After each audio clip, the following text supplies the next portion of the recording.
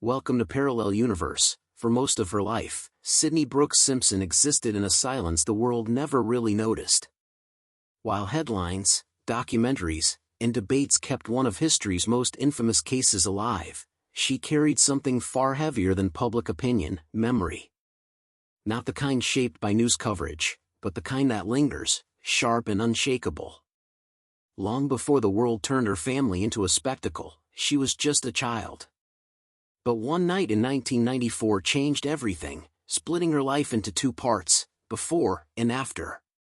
On June 12, 1994, police arrived at a quiet residence in Brentwood, Los Angeles. Outside, the bodies of Nicole Brown Simpson and Ronald Goldman were discovered. Inside the home, two children slept, unaware that their world had already shattered. One of them was Sydney, just 8 years old. While the world would come to know this as the beginning of a media frenzy, for her, it was the beginning of a lifelong internal storm. As the investigation unfolded, her father, O.J. Simpson, became the center of what would later be called the trial of the century. Cameras followed every move, every word, every moment. But away from the flashing lights, Sydney was shielded, moved between relatives, and kept far from the chaos. Still, no amount of protection could erase what she had already experienced. Years later, in a quiet written statement, she described fragments of that night: footsteps, a sudden noise, a scream, and then silence. At the time, she couldn't fully understand it. But deep down, something stayed with her. In the years that followed, the trauma didn't fade, it transformed. School records and reports described a child struggling with anxiety, fear of sudden sounds, and an overwhelming sense of unease. She became withdrawn, avoiding attention and distancing herself from anything that might reopen old wounds. Even as millions watched the courtroom drama unfold in 1995, Sydney's reality was far removed from the verdict everyone argued about. When her father was acquitted, the world reacted loudly, but for her, the confusion only deepened.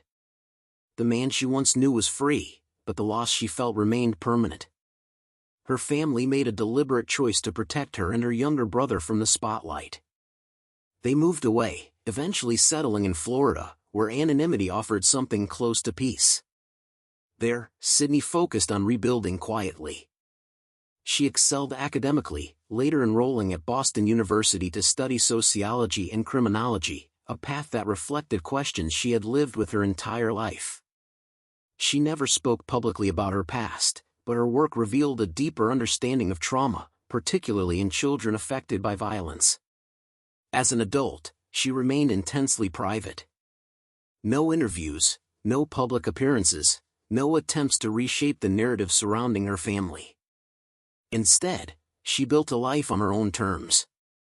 She worked with organizations supporting victims of domestic violence, later transitioning into real estate, where she eventually established a successful business. Every step she took was intentional, focused not on escaping the past, but on controlling her future. When O.J. Simpson passed away in April 2024, the world once again revisited the story. But Sydney did not step forward. Reports later revealed that she had already distanced herself completely, even formally declining any inheritance.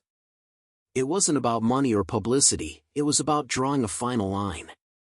A quiet but powerful decision to define her identity separate from everything that came before. Today, Sydney's life stands as something rare. Not a story of revenge, nor one of public redemption, but one of deliberate silence, resilience, and control. She didn't try to change the past or convince the world of her truth. Instead, she chose something far more difficult: to live beyond it. And maybe that's the part people overlook. In a story the world refused to stop talking about, she chose not to speak at all, and somehow, that silence said everything.